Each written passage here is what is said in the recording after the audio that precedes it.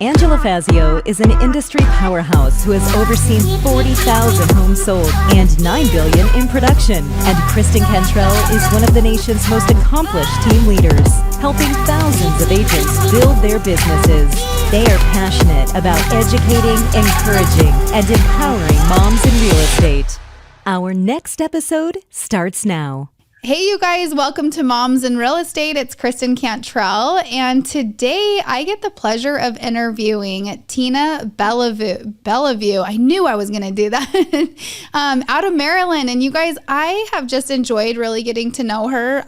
She's such a fantastic person, and I just told her before we went live that one thing that I've really gotten out of talking to her and reading her questionnaire that we send out is I don't feel like there's this actual thing of like that we're all striving for balance, right? We all want balance in our lives. And I feel like of all the guests that we've had on Moms in Real Estate, I feel like she might be the closest person to reaching balance that I've ever talked to. So I'm so excited to dive into her life with you guys today. So Tina, welcome.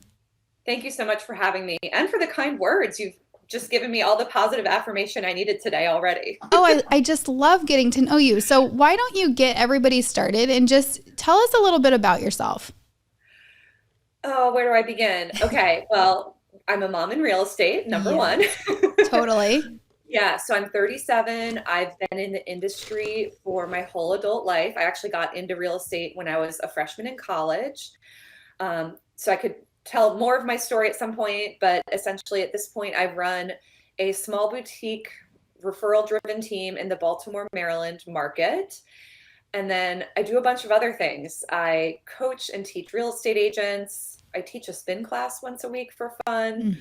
I have a son who is 21 months, and I'm expecting a baby girl in 3 to 5 weeks. Which is so cool. Yeah. And actually, there's so much in my head right now because we just unexpectedly went under contract to buy our dream home a couple of days ago. So, yeah. Well, it's like just add one more thing in the mix. There's never good timing, but I was like, are we really doing this when I'm about to have the baby? And yes, we are. So that's happening. I run an Airbnb in Hilton Head, South Carolina. I've done a little bit of investing, and the big part of my story is that I spent the last 3 years realigning my life after being super workaholic, like to say the least. So I've been on a really interesting journey in the recent years. Well, I think that it's so cool because you're so young for having been in the business for so long. And what's really cool about your story is that you were in real estate, you were a workaholic, like most of real estate agents are, right? And then all of a sudden, before you had kids, you had this like defining moment of you figuring out like, I'm a workaholic and this isn't working. And so you rebuilt your business. And I really want to dive into that today. I really want to dive into like, what was that aha moment for you to where you were like, screw this. Like, I do not want to do this. This is exhausting. Because I talk to so many agents that are just so burnt out in the business. They're like, I never want to show another house again. Like, I hate this. What else can I be doing? And it seems like you got to either that point or right before it. And then you're like, let's just rebuild. So tell us like all about that. Yeah, well, it was a very brutal defining set of moments, I would say. It's funny. So I started building my team in earnest in 2013.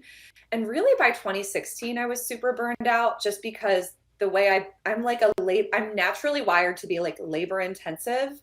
I almost have these like, core beliefs from growing up, or who knows that, you get there by working really hard, like things aren't easy. And that's the kind of stuff that I've been unpacking in recent years. So even just a few years of like hyper growth in my team already had me pretty burned out. And to kind of get myself out of the field and make a clean break, I took a management role in a Keller Williams franchise. And I did that from 2016 to 2019. The benefit of that decision was it did get me out of the day-to-day production, which was something I wanted and came to realize was a good fit for me to run my team from like whatever, a CEO position or whatever you would want to call it. And then I went on this 3-year journey of, building a very big, we built the number one office in Maryland. We were the number one, me and my partner that I worked with, we were like the number one recruiting team in all of Keller Williams out of like 800 franchises my first year. Like we were just grinding the same way I had ground selling houses, but it was let's fun. pause on that for a minute. So if you've ever been a team lead at Keller Williams or you know one, it is the hardest job, you guys. So that is super, super impressive. It's painful when I think about it. Like It's I was painful. like loving it at first because it was new and I was kind of bored of some of the day-to-day production stuff. Yeah. And I don't mean to like speak poorly of anything about real estate, but I was ready for something different, Just needed a change. Yeah. So, and I love change. Love it. So do much. So it was, I was learning a lot and that was very inspiring, but ultimately, the way that position is, at least the way it was when I was doing it and the people that I kind of worked for, it was just burnout central, really high quotas, a lot of talk about like whole person wellness, but it was not authentic. Totally. Like literally like you have unlimited time off, but you'll be fired if you miss, your numbers ever. You know what I mean? Yeah. Stuff like that. I look back and I'm like, what was that? Oh my gosh. That like, reminds me of when I worked at GoDaddy. It would be like, oh, look at all these things that you can do. We have a keg of beer and we've got lounge rooms and this, but if you get out of your seat for longer than 3 minutes, you're going to not be able to get your commissions. Like, thanks, dude. Yeah, I mean, it's so toxic. And that's toxic. been like, I mean, there's so many things about like my realignment after moving on, but basically what happened was, broad strokes, at the end of 2019, I realized that I was in an insanely toxic environment for several reasons. And I realized I needed to move on. And that was shocking because I was really deep in the world that I'd been building. I had bought into 2 of the 3 franchises I was running. It was unexpected for me. Like literally my aha moment about that came when I was in a spin class. And it was sort of like, when you don't want to look at something in your life and it's there in the background. And then whatever happened while I was on the bike that day, like it came to the forefront. I saw some things clearly I hadn't been wanting to see. And it was just like such a watershed. Oh my gosh. And I just remember coming home and sharing with my husband and saying like, here's some of the things that have been going on that like, I haven't even been conscious of. I've been just coping with stuff. So that was the first thing. And me going, there's no way I can stay here in any shape or form. And okay. And then it just sort of created an earthquake in like my sort of delicate balance of what had been going on over that time, because basically I still had my team going. A longtime team member had really been running the day-to-day. She was managing the listings, overseeing pretty much everything with the team. And when I got shaky, she got shaky and decided to go out on her own. And the story there, I don't even know the truth of what happened, but the way I understand it is she just recruited all of my team members to come with her. And at the day before Christmas Eve, 2019, I realized that both of my businesses were done. Oh my gosh. And that I was like, yeah, you can see that I'm actually like becoming a little wordless, which doesn't happen for me that often. Well, so, I want to stop there for a minute because one thing that, specifically like you can tell, that's a big deal, you guys, when somebody recruits and takes people off your team. But what was very great that I was reading in your questionnaire was you actually saw the positive in it. And I always admire people that can find the positive inside of the pain. And I feel like looking back, you actually do see the positive in that because it helped you to go and reevaluate and rebuild, right? So much positive. And like, I understand to a large degree why some decisions were made. And, I think until you've lived in someone else's shoes, you have no idea how they really feel and the perspectives they have. And it's not about literally she said, but I think, I know what I was experiencing. I know I was doing the best I could with what I had for a while. And it probably was not nearly enough, despite my very, very good intentions. I think what's hard for me is when people misread my intentions. That's way more painful. And I think that was part of what happened with just some trust being destroyed. But it was a very complicated situation, me leaving my brokerage and just being very, head held high and not sharing with everyone what had been going on because I didn't want to, and it wasn't their business. So it's easy for people to draw a lot of conclusions about all kinds of things when they don't know anything. So it was really like one of those moments where it must be a little bit what it feels like to be canceled, because that's what it felt like. It was such like a ego hit, scary. I felt really stupid. I felt so exposed and vulnerable in so many ways. But I also knew that everything that had been happening up until then really wasn't working, and it was an opportunity to start over and figure out what was next. And some of that was really clear from the get-go, and a lot of the other pieces of that have evolved a little bit more over time. And yeah, that's like where do we go from there? I could tell you at least like the things I changed first, or yeah, well, I think that you're super humble about it, and I think it's great. And I think that in real estate, it can be so catty, and going through things like that, which I have been through that, it's really hard. You do feel exposed, and you feel dumb, and you feel like, and they are saying stuff about you, which is, it's really hard. And I actually just had something recently happen where I'm like, it's so funny. Sometimes I feel like people in real estate are in high school. Like, did they really say that? Or they make shit up. And you're like, did you really make that up? You know, it's crazy. But you have to just like in high school, be like, I really don't care what they're saying, and move forward. So tell us, like, how did you move forward, and how did you decide, like, this is an opportunity for me to reevaluate and rebuild? Yeah.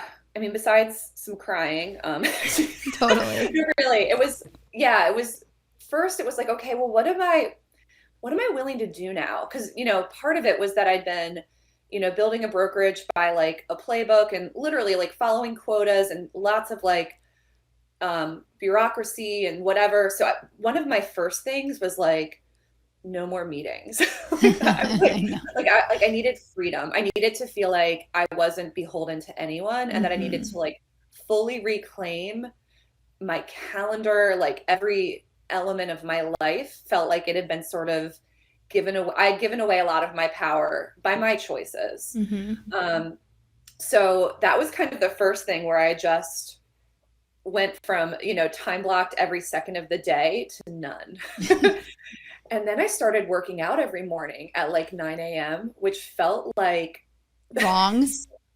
So wrong. I know. Like I love that you say that. I love that you say that, because it is so true. Like, coming from that role, because I've been there, where it's like you have almost like, I don't want to track my numbers. Like, I never want to freaking do that again. And so you just totally go the opposite direction. And then when you are working out during those 9 to 5 hours, you feel so guilty. But you're like, but hold on, I'm up at 5 a.m. like working. Why am I feeling guilty if I'm working out at 9 o'clock?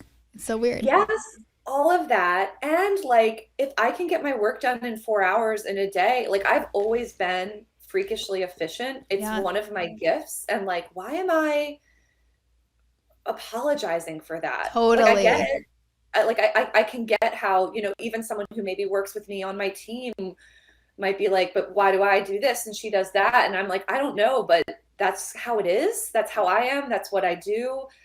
And I can't spend the Let's rest pause of my there, life because I know we got to pause there, because I know everyone's like, okay, freakishly efficient. How? Tell us your secrets. Number one, 20 years of doing this. So like, the longer you do things, the faster you get at doing them well and quickly. Totally. I think it's just wiring to some degree. I'm a Virgo. I'm an Enneagram 3, if that means anything to the Enneagram followers. I'm just sort of like, I'm systems driven. I have checklists. I would rather do something really well one time and not touch it again. So like, I think I do have a willingness to do things that maybe some people aren't willing to do, because I do have a better understanding that there's going to be a long-term payoff by digging in early and like creating a system or writing those templates or training someone, even though it's like super, nails on a chalkboard to like slow down. I'm not saying I love those things, but I think I've learned that there's a payoff to thinking really long term. Yeah, you embrace the suck to get to the other side. There it is. Yeah, much much cuter way of saying that. I don't know if embracing suck is cute, but It's concise. But yeah, and I think like if I were even to apply that to like the last 3 years of my life, like I haven't been winning any production awards or, you know, some of the old ego stroking things that used to, you know, just give me more affirmation. But my quality of life is off the charts. And if that means that like I don't compare at the same level to some of those metrics as other people, like that's where I can get wound up. Like I recently Mhm. in the beginning of this year did a huge round of unfollowing on social of other realtors because I just found myself comparing too much. And I was like, my life is too, like I was worried I was gonna like miss out on like interesting information or whatever. But like I do have to kind of manage that side of me that is, I don't even know if it's competitive. It's probably more insecure would be the way more honest thing to say, Yeah, that is looking that for, we all you know, have. signs that I'm doing enough and I'm okay. And, or that I have this weird fixation sometimes that I peaked years ago. Mm. I mean, it's so funny what we tell ourselves. And it's Yeah. so funny how our industry is always putting people up like how many homes you sold. Like you don't see accountants saying how many taxes they did. You know what I mean? Like why do we do that? Well, and it's funny because you were saying a while ago, like, why can real estate feel like high school? And my husband works in financial services and he's always like, we don't have these problems at T. Rowe Price. Like, no My one's my mad that husband you went to Lake Mason. Like, he's like, what? my husband literally always for years is like, how many pats on the back do real estate agents need? You guys have awards like every month. I'm like, I know, we really do. And he's like, you guys are so weird. I'm like, we totally are. Yeah, I guess it's just an industry culture that is so established that you get brought up into it and then it's normal, but it has some really weird impacts. And like for me, like I can go on ego quests, I can compare, I can fixate on, you know, some of those things instead of like, I have a family now, you know, it's like, what? Like you need to realign Yeah. on that level. And yeah, I really have to have talks with myself here and there. I think we all do. Yeah. Actually, I know we all do. Yeah. All right, so It's keep different. taking us down that road. So you said something at the beginning of this podcast. You said you've been unpacking some of your core beliefs, and I feel like that's pretty much what we're talking about. So how do you unpack these core beliefs that you've accumulated for over 30 years? I mean, I've had times in my journey where I like was doing very focused personal development programs and work and therapy, and like the last 3 years I've been more free floating, and part of that for me was a departure from feeling like I needed to follow some plan for it to be okay. And by Yeah. it, I don't even know what I mean in a way, but sort of this like amorphous fear of like, well, if I do this, then I'll like, just the fear of not following some kind of playbook that might not lead me in the best direction, and like going into like a much deeper level of trust of Yeah. my intuition. Okay. And like a way more like concrete example I can give you of what I'm trying to say is like the way I built my real estate business was very intuitive to some degree. I mean, it was hard. I think building your book of business and learning how to sell homes, like it's so much harder than it looks. Mm-hmm. So it's not like it was this easy journey, but I figured out how to lead generate and build relationships and have a really authentic, organic social media presence by just doing it and sticking with it, and had a really beautiful business because of it.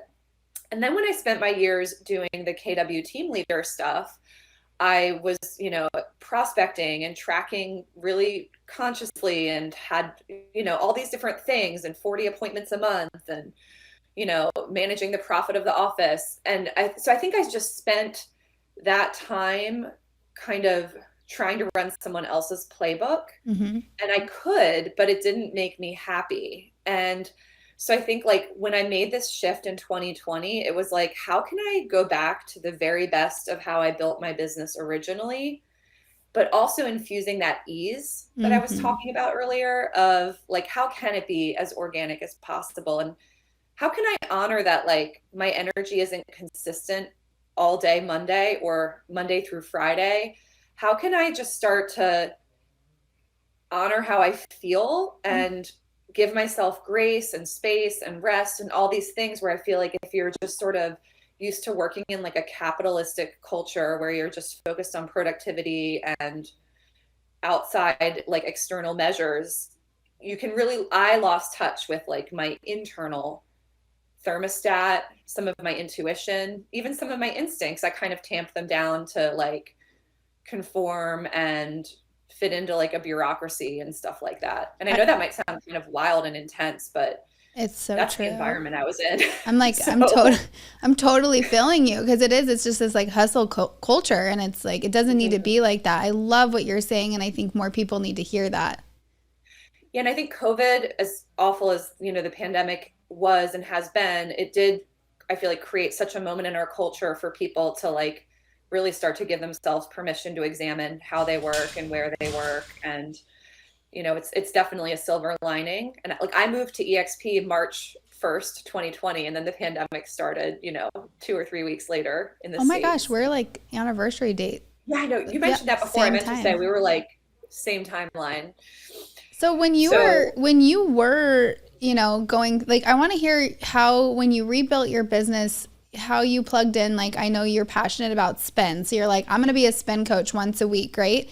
So I want you to walk us through, like, because also she's a super successful real estate agent, and I want everyone to see how she's talking about, like, she can be efficient in 4 hours. She can throw in being a spin instructor. Like, when you started building out your calendar that was authentic to you and felt good, tell us about that and how you built it. Yeah, I mean, it started with exercise, which isn't necessarily what everyone else should do, but that was sort of, I just found that spin was actually really good for my mental health. Like, sort of, I was going through a very agitating period, as you probably can imagine, as I described that. So it's like, it was really good for me to work out first thing every morning. Well, it's you time. Let's call it Yeah. spin. Let's call it whatever is you time for you. You put that in there. Yeah. And the other thing I embraced, like, I've never been a morning person. Even after becoming a mom, I thought maybe I would have a magical shift. It hasn't really happened. But so I kind of was like, you know what? I work out at 9. I don't do this 7 a.m. class or this. So then it was like, okay, well, I work out from 9 to 10. I get home by 10ish, I shower. Like, I got in touch with the fact that like I'm not really ready to work most days till 11. Mm-hmm. So it was actually that, like, okay, well then you only have this much time. So how are you going to be as efficient with that as possible? So it's sort of like having boundaries around my time for the first time, because, you know, I had some boundaries before, but not to the level I'm describing at all. So sort of like making room for myself and exercise, and then basically making it work with the time that was left over, and changing my beliefs about it being okay to not work a 40-hour week unless I feel like it. And yeah, and then, you know, so it's funny because I made this transition to EXP, the pandemic started, I went totally virtual. And that was a big change because my team, I'd been running it very traditional, like in the office, call every morning at a certain time, lots of trekking, all that kind of stuff. And none of that's bad, but I just went through this like reaction where I needed to like overcorrect in the opposite direction. And I'm still kind of there for the most part. So then it was just like changing the way my team functioned and like it sounds like little stuff, but embracing that our office is Slack, like we're virtual on Slack. Yeah.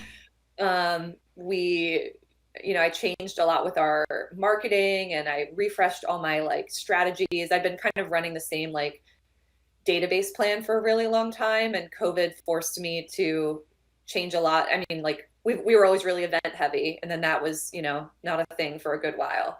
So I like went really heavy on Facebook groups and changed a lot tactically, and just gave myself permission to just keep asking, like, what's as efficient as possible? And if it drains me, I really shouldn't be doing it, because that just it's like an opportunity cost that robs me of doing something that would actually give me energy and support furthering my business in some way. What are your most efficient prospecting buckets? So I got in touch with the fact that I'd been kind of overdoing it with my database in some ways. Figuring out like the most efficient ways to communicate that actually work. So none of it's going to sound sexy whatsoever, but like I vastly leveled up our email marketing and made it way more effective, more readable, more engaging. What do you Call use? to action. I use Flowdesk. There we go, you guys. Yeah, I will good Flowdesk I will just talk about for the rest of my life. It's the on that hill. best I know. thing ever. Here's why it's the best thing ever, and you kind of just said that. I was so afraid of automation in my business because I'm like such a personal relationship type person that I'm like, I can't just be sending stuff out. Flowdesk allowed me to feel like my brand and personality could actually go into my email marketing and it didn't feel spammy at all. Right? 100%. And it also taught me so much about marketing best practices. And I have a marketing brain, but just like the way Flowdesk works, like even the templates, it's like call to action here. It puts your click and open rates like right in front of you. It just really helps you interpret what you're doing and improve and iterate. So yeah, like that's like a silly thing, but if Flowdesk is listening, that. my one thing I want them to do is come up with new templates more often. My other thing is I wish I could share my templates with other people. Oh, totally. That would be legit. That would be cool. Or I actually have 2 Flowdesk accounts. I have one for my agent facing business and one for my clients. And I like, sometimes I want to use the same email, but I have to recreate it. So yeah, let me share. That's what I want to say to them. I actually email them that like every 6 months and they're always like, we don't do that. You're like, listen, I need to be on staff there for a little while. Briefly. Okay. So your email marketing and then keep going.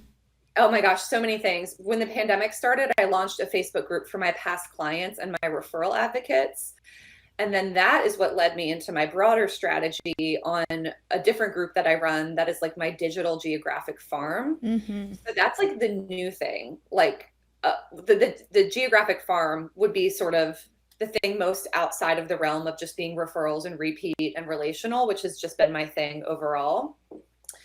I also overhauled and automated everything I'd been doing with mail, which has been really cool. I started sending like really cute gifts to people for referrals for their home anniversary. We have it to the level now where when you go under contract on a house, if I'm in my CRM and I apply a tag that you're under contract, it auto orders an under contract gift and ships it to the client. Yeah, that's so nice. So just like these little touches, which are totally my like heart, that like that's who I am. But I can't do that, sustainably for 20 years. Like I need tech for that. So I figured all that out and just made everything a lot less people dependent.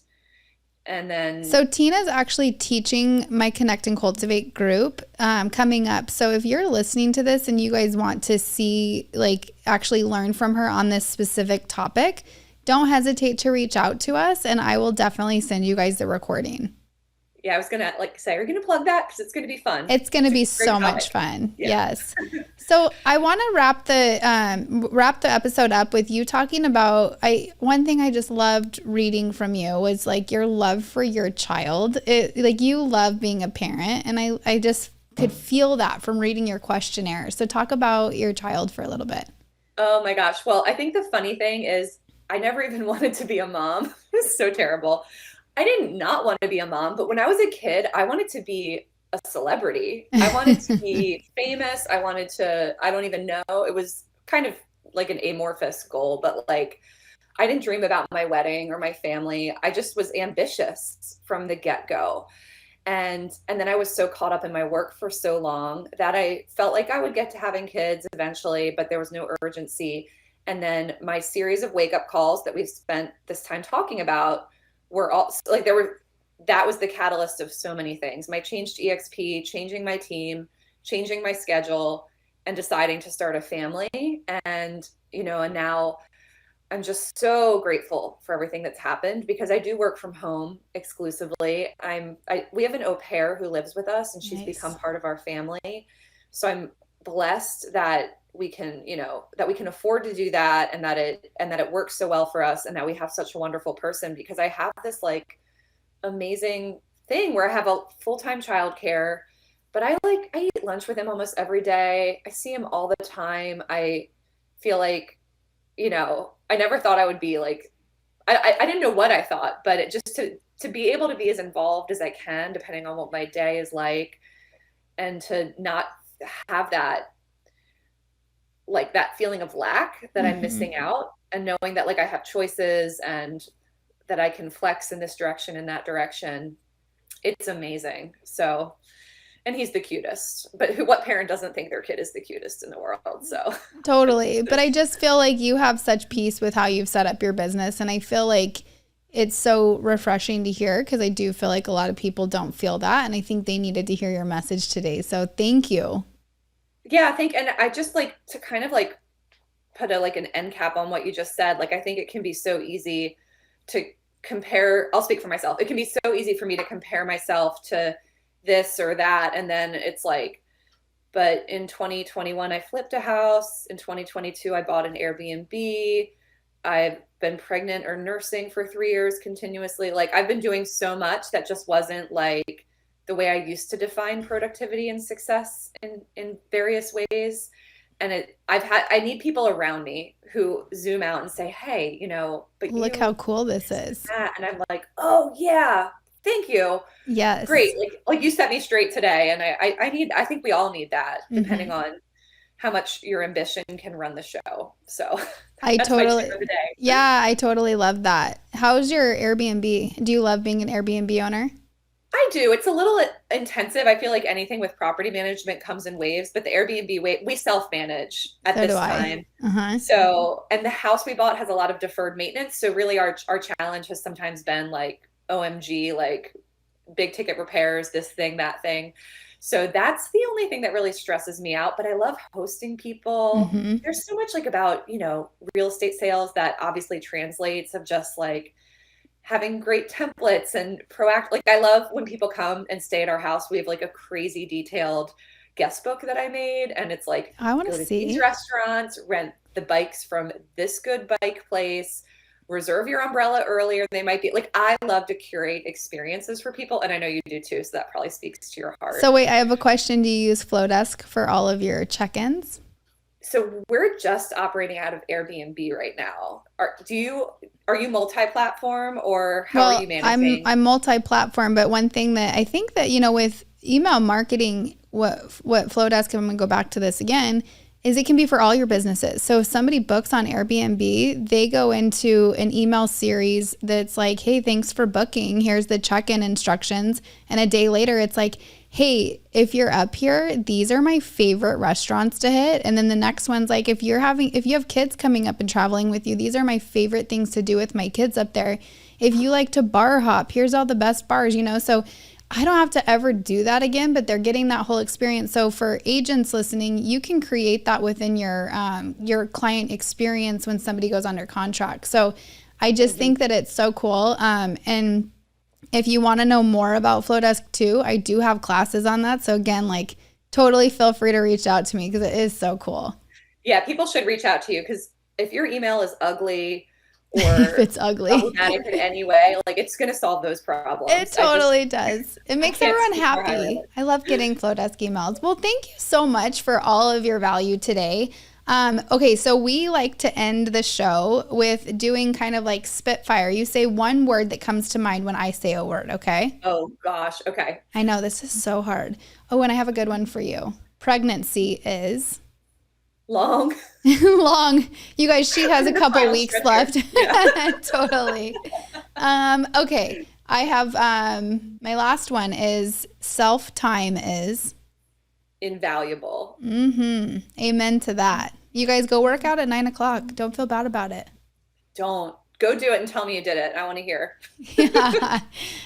Okay. Thank you so much. We'll see you guys later. Thank you.